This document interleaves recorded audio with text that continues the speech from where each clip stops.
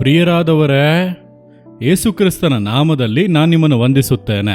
ನೀವು ಸಂತೋಷವಾಗಿ ಇದ್ದೀರಾ? ನಾನು ಪದೇ ಪದೇ ಈ ಮಾತನ್ನು ಕೇಳುತ್ತೇನಲ್ಲವಾ? ನೀವು ಸಂತೋಷವಾಗಿದ್ದೀರಾ, ಧೈರ್ಯವಾಗಿ ಇದ್ದೀರಾ, ಉಲ್ಲಾಸವಾಗಿ ಇದ್ದೀರಾ ಎಂಬುದಾಗಿ. ಯಾಕೆ ಗೊತ್ತಾ? ಅದರಲ್ಲಿ ಒಂದು ರಹಸ್ಯ ಅಡಕವಾಗಿದೆ. ನೀವು ಸಂತೋಷವಾಗಿದ್ದರೆ ನಿಮ್ಮ ಜೀವಿತದಲ್ಲಿ ಒಂದು ವಿಶೇಷವಾದ ಕಾರ್ಯ ನಡೆಯುವುದಂತೆ. ಏನು ನಡೆಯುತ್ತದೆ ಎಂಬುದಾಗಿ ಅಂದುಕೊಳ್ಳುತ್ತೀರಾ? ದೇವರು ಹೇಳುತ್ತಾರೆ, ಕೀರ್ತನೆಗಳು 37:4 ವಾಕ್ಯದಲ್ಲಿ, ಯೆಹೋವನಲ್ಲಿ ಸಂತೋಷಿಸುವಿ ಮತ್ತು ಆತನು ನಿನ್ನ ಇಷ್ಟಾರ್ಥಗಳನ್ನು ನೆರವೇರಿಸುವನು. ನಿಮ್ಮ ಹೃದಯದಲ್ಲಿ ಕೆಲವೊಂದು ಆಸೆ ಇದೆ ಅಲ್ಲವಾ? ದೇವರೇ, ಇದು ನಡೆದರೆ ಚೆನ್ನಾಗಿರುತ್ತದೆ, ಇದನ್ನು ಮಾಡಿದರೆ ಚೆನ್ನಾಗಿರುತ್ತದೆ ಎಂಬುದಾಗಿ ಹೃದಯದಲ್ಲಿ ದೇವರ ಮುಂದೆ ಕೆಲವೊಂದು ವಿಜ್ಞಾಪನೆಗಳನ್ನು ಇಡುತ್ತೀರಾ ಅಲ್ಲವಾ? ನೀವು ಯೋಚಿಸಿ ನೋಡಿರಿ. ಮಾತನಾಡುತ್ತಾ ಇರುವಾಗ, ನಡೆಯುತ್ತಾ ಇರುವಾಗ ಇದೆಲ್ಲ ನಡೆದರೆ ಚೆನ್ನಾಗಿರುತ್ತದೆ ಯೇಸುವೆ ಎಂಬುದಾಗಿ ಅಂದುಕೊಳ್ಳುತ್ತೀರಲ್ಲ.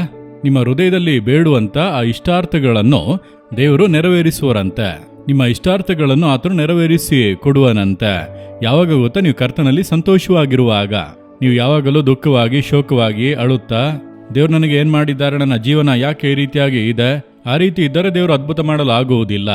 ದೇವರಲ್ಲಿ ನಾನು ಸಂತೋಷವಾಗಿದ್ದೇನೆ, ಯೇಸು ನನ್ನ ಸಂಗಡ ಇದ್ದಾನೆ, ನನ್ನ ಪಾಪಗಳನ್ನು ಕ್ಷಮಿಸಿದ್ದಾರೆ, ನನ್ನ ಸಂಗಡ ಇದ್ದಾರೆ, ಸಹಾಯ ಮಾಡುತ್ತಾರೆ, ಯೇಸುವೇ ನಿಮಗೆ ಸ್ತೋತ್ರ.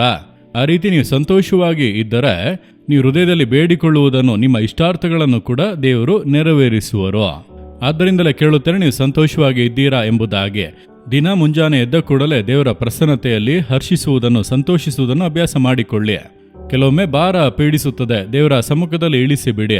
ದೇವರನ್ನು ಸ್ತುತಿಸಿ ಹಾಡಿರಿ, ಸಂತೋಷ ಪಡಿರಿ. ಅದನ್ನು ಮಾಡುತ್ತಾ ಮಾಡುತ್ತಾ ಆತನ ಹೃದಯದ ಇಷ್ಟಾರ್ಥಗಳನ್ನು ನೆರವೇರಿಸುವನು. ನನ್ನ ಜೀವಿತದಲ್ಲಿ ಅದನ್ನು ಅನುಭವಿಸುತ್ತಾ ಇದ್ದೇನೆ. ಅದಕ್ಕೆ ನಾನು ನಿಮಗೆ ಹೇಳುತ್ತೇನೆ, ಸರಿನಾ? ಯಾಕೆ ನೀವು ದುಃಖದಿಂದ ಇದ್ದೀರಾ? ಆ ದುಃಖವನ್ನೆಲ್ಲ ದೇವರ ಮೇಲೆ ಹಾಕಿ ಬಿಡಿರಿ. ಈಗ ಸಂತೋಷವಾಗಿ ಇರಿ. ಎಲ್ಲ ಭಾರಗಳನ್ನು ದೇವರ ಮೇಲೆ ಹಾಕಿಬಿಡಿ.